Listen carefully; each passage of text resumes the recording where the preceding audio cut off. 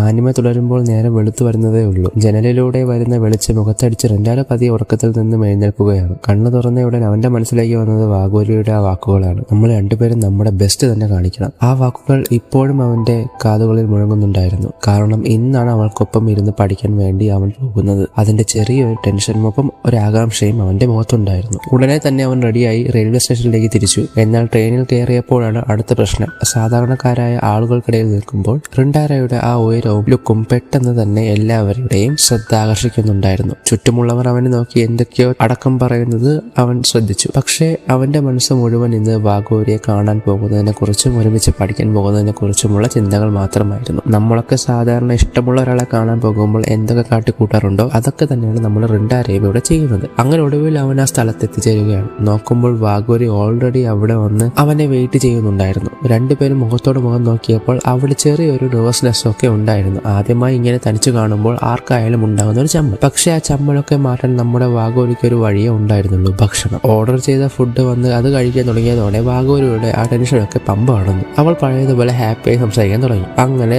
ഭക്ഷണമൊക്കെ കഴിച്ചു കഴിഞ്ഞതിന് ശേഷം രണ്ടുപേരും ഒടുവിൽ കാര്യത്തിലേക്ക് കടക്കാൻ തീരുമാനിച്ചു. അങ്ങനെ പഠിക്കാനായി അവർ ആദ്യം എടുത്തത് മറ്റൊന്നുമല്ല, നമ്മുടെ സ്വന്തം മാത്സ് ആണ്. പഠിക്കുന്നതിനിടയിൽ മാത്സിൽ ഒരു ഡൗട്ട് ചോദിക്കാൻ വേണ്ടി വാഗോരി രണ്ടാരുടെ തൊട്ടടുത്തേക്ക് വരികയാണ്. പെട്ടെന്ന് അത്രയും അടുത്തേക്ക് അവൾ വന്നപ്പോൾ രണ്ടുപേരുടെയും ഉള്ളിൽ എന്തോ ഒരു പ്രത്യേക ഫീല് തോന്നി.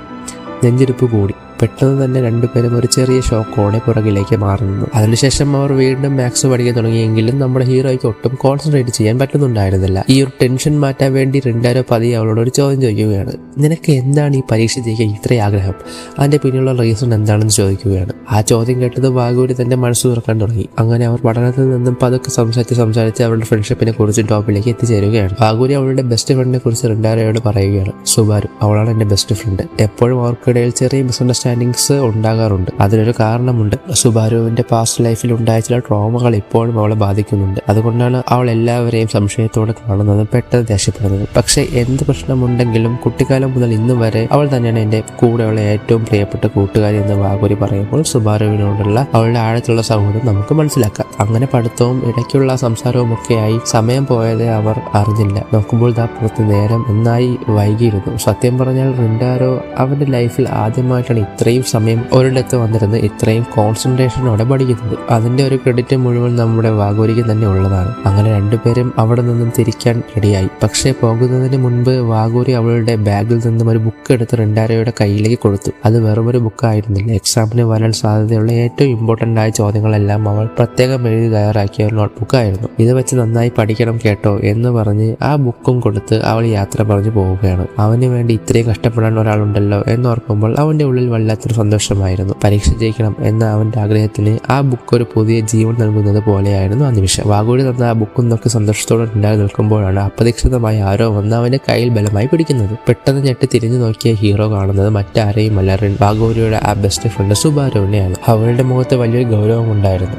അതിനുശേഷം അവൾ റിൻഡാരോയെയും കൂട്ടി ഒരു കഫേയിലേക്ക് പോയി ഒരു കോഫി ഓർഡർ ചെയ്തു. സുബാരു അവന്റെ മുഖത്തേക്ക് നോക്കി ആ മാരകമായ ചോദ്യം ചോദിക്കുകയാണ്. നീ അവളുടെ ബോയ് ഫ്രണ്ട് ആണോ? ആ ചോദ്യം കേട്ടപ്പോഴാണ് റിൻഡാരോയ്ക്ക് പോലും കാര്യങ്ങൾ മനസ്സിലായത്. ഇവൾ തന്നെയാണല്ലോ വാഗോരി പറഞ്ഞ ആ സുബാരു. പെട്ടെന്നുണ്ടായ ആ ഷോക്കിൽ റിൻഡാരോയ്ക്ക് മറുപടി ഒന്നും പറയാൻ പറ്റിയില്ല. അവൻ മിണ്ടാതിരിക്കുന്നത് കണ്ടപ്പോൾ സുബാരു വീണ്ടും ആ ചോദ്യം ആവർത്തിച്ചു. കാരണം ചോദിച്ച ചോദ്യത്തിന് അവൻ ഇതുവരെ മറുപടി കൊടുത്തിട്ടില്ലായിരുന്നു. ഒടുവിൽ റിൻഡാരോ ആ പരിഭ്രമം മാറ്റി മറുപടി പറഞ്ഞു. ഏയ്, അങ്ങനെയൊന്നുമല്ല, ഞങ്ങൾ ഒരുമിച്ച് പഠിക്കാൻ വേണ്ടി മാത്രം കണ്ടതാണ്. അത് കേട്ടപ്പോഴാണ് സുബാരുവിന്റെ മുഖത്ത് വല്ലാത്തൊരു സമാധാനം വന്നത്. എങ്കിലും ഗൗരവം ഒട്ടും ചോരാതെ അവൾ ഹീറോയോട് ഒരു മുന്നറിയിപ്പ് എന്നോണം പറഞ്ഞു. എന്നാൽ കുഴപ്പമില്ല, പക്ഷെ ഇനി മുതൽ നീ അവളുമായി അധികം അടുക്കാൻ നിൽക്കണ്ട. വാഗോരിയെ ആരും ഉപദ്രവിക്കരുത് എന്ന ആഗ്രഹവും അവളുടെ മുൻകാല അനുഭവങ്ങളും കൊണ്ടാണ് സുബാരു റിൻഡാരോയോട് ഇങ്ങനെ പെരുമാറുന്നത് എന്ന് നമുക്ക് ഇവിടെ വ്യക്തമായി കാണാം. സുബാരു അങ്ങനെ പറയാൻ കൃത്യമായ ഒരു കാരണമുണ്ടായിരുന്നു. റിൻഡാരോയുമായുള്ള സൗഹൃദം കാരണം വാഗോരിയുടെ പഠിത്തവും അവൾക്ക് കിട്ടുന്ന സ്കോളർഷിപ്പും ഒന്നുപോലും ബാധിക്കരുത് എന്ന് സുബാരുവിന് നിർബന്ധമുണ്ടായിരുന്നു. അത് മനസ്സിലാക്കിയ നമ്മുടെ ഹീറോ അവളോട് ചോദിക്കുകയാണ്, നീ എന്തിനാണ് വാഗോരിക്ക് ഇത്രയും കെയർ നൽകുന്നത്? അവളെ ഇത്രയധികം പ്രൊട്ടക്ട് ചെയ്യാൻ എന്താണ് കാരണം? അവർ സംസാരിച്ചു നിൽക്കുന്നതിനിടയിലാണ് അപ്രതീക്ഷിതമായ ഒരു കൊച്ചു പയ്യൻ ഓടി വന്ന് സുബാരുവിനെ ഇടിക്കുന്നത്. ആ ഇടിയിൽ അവന്റെ കയ്യിലുണ്ടായിരുന്ന ടോയ് തറയിൽ വീണുപോയി. സുബാരു പെട്ടെന്ന് തന്നെ ആ കളിപ്പാട്ടം എടുത്ത് ആ കുട്ടിയെ കൊടുക്കുകയാണ്. അത് വാങ്ങിയിട്ട് ആ പയ്യൻ താങ്ക്സ് പറഞ്ഞിട്ട് ഒരു കാര്യം കൂടി പറഞ്ഞു.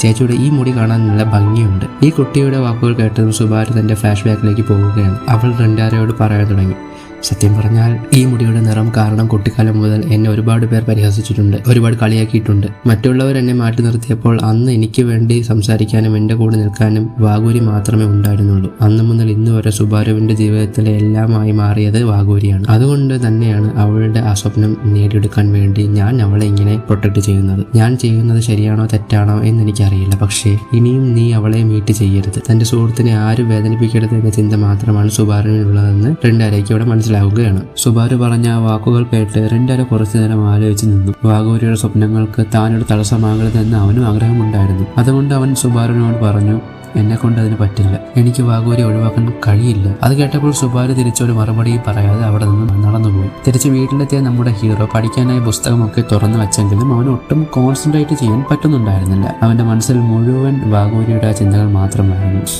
ഒരു പെണ്ണ് നമ്മുടെ ജീവിതത്തിലേക്ക് വന്നാൽ പിന്നെ ആ ലൈഫ് എങ്ങനെയാണ് മാറി മറിയുന്നതെന്ന് നമുക്ക് ഇവിടെ വ്യക്തമായി കാണാം. അടുത്ത ദിവസം അവൻ ലൈബ്രറിയിൽ ഇരിക്കുമ്പോൾ 2 പെൺകുട്ടികൾ അങ്ങോട്ടേക്ക് വരികയാണ്. ഓർമ്മയില്ലേ, നമ്മൾ മുൻപ് ഒരു എപ്പിസോഡിൽ പറഞ്ഞ റിൻഡാരയുടെ ലുക്ക് കണ്ട് പേടിച്ച് മാറി നിന്ന അതേ പെൺകുട്ടികൾ. റിൻഡാര അവരെ കണ്ടതും പതിയെ എഴുന്നേറ്റ് അവർക്ക് ഇരിക്കാൻ വേണ്ടി സീറ്റ് മാറിക്കൊടുത്തു. അപ്പോഴാണ് അവർക്ക് ഒരു കാര്യം ഓർമ്മ വന്നത്. അന്ന് തങ്ങൾക്ക് വേണ്ടി സീറ്റ് ഒഴിഞ്ഞു തന്നത് ഇതേ പയ്യൻ തന്നെയാണ്. അവർ റിൻഡാരയോട് അടുത്ത് വന്ന് വളരെ പേടിയോടെയും വിറച്ചുകൊണ്ടും ഒരു താങ്ക്സ് പറഞ്ഞു. പക്ഷേ തിരിച്ച് റിൻഡാര വളരെ പാവത്താനായി ചിരിച്ചുകൊണ്ട് താങ്ക്സ് എന്ന് മറുപടി പറഞ്ഞപ്പോൾ ആ പെൺകുട്ടികളുടെ പേടിയെല്ലാം മാറി. അവരുടെ മുഖത്ത് വലിയൊരു സന്തോഷം വന്നു. സത്യത്തിൽ പുറമെ കാണുന്ന ആ ഒരു റഫ് ലുക്ക് മാത്രമല്ല, ഇവന്റെ ഉള്ളിൽ വളരെ പാവമായ ഒരു മനുഷ്യനുണ്ടെന്ന് ആ സൊസൈറ്റി തിരിച്ചറിഞ്ഞ നിമിഷമായിരുന്നു അത്. അങ്ങനെ കാത്തിരുന്ന ആ പരീക്ഷയെല്ലാം കഴിഞ്ഞു. റിസൾട്ട് വന്നപ്പോൾ ഇതാ നമ്മുടെ റിൻഡാര പരീക്ഷ ജയിച്ചിരിക്കുന്നു. ജീവിതത്തിൽ ആദ്യമായിട്ടാണ് അവൻ ഇത്രയും വലിയൊരു വിജയം നേടുന്നതും ഇത്രയധികം സന്തോഷിക്കുന്നതും. ഓടിച്ചെന്ന് ഈ കാര്യം വാഗൂരിയോട് പറയണമെന്ന് അവന് ആഗ്രഹമുണ്ടായിരുന്നു. പക്ഷേ സുബാരു പറഞ്ഞ വാക്കുകൾ അവന്റെ മനസ്സിൽ വീണ്ടും വല്ലാതെ അലട്ടാൻ തുടങ്ങി. അവൻ അവിടെ തന്നെ മടിച്ചു നിന്നു. അപ്പോഴാണ് അപ്രതീക്ഷിതമായി അവന്റെ ഒരു ക്ലാസ്മേറ്റ് വന്ന് ഡെസ്കിലിരുന്ന് ഒരു നോട്ട്ബുക്ക് അറിയാതെ തറയിലേക്ക് തള്ളിയിടുന്നത്. റിൻഡാര പെട്ടെന്ന് ആ ബുക്ക് എടുത്ത് അത് വേറെ ഒന്നും ആയിരുന്നില്ല, വാഗൂരി അവന് പഠിക്കാൻ വേണ്ടി കൊടുത്ത അതേ ഇമ്പോർട്ടന്റ് ക്വസ്റ്റ്യൻസിന്റെ ബുക്കായിരുന്നു. അവൻ ആ ബുക്കിന്റെ കവർ പതിയെ തുറന്നു നോക്കിയപ്പോൾ അതിൽ എഴുതി വെച്ചിരുന്നത് ഗുഡ് ലക്ക് എന്നായിരുന്നു. അവൾ തനിക്കൊപ്പം ഇല്ലെങ്കിലും അവളുടെ സപ്പോർട്ട് എപ്പോഴും തന്റെ കൂടെ ഉണ്ടായിരുന്നു എന്ന് തിരിച്ചറിയാൻ റിൻഡാര ആ ബുക്കിലേക്ക് നോക്കി പുഞ്ചിരിക്കുന്നതോടെ ഈ ഭാഗം അവസാനിക്കുകയാണ്.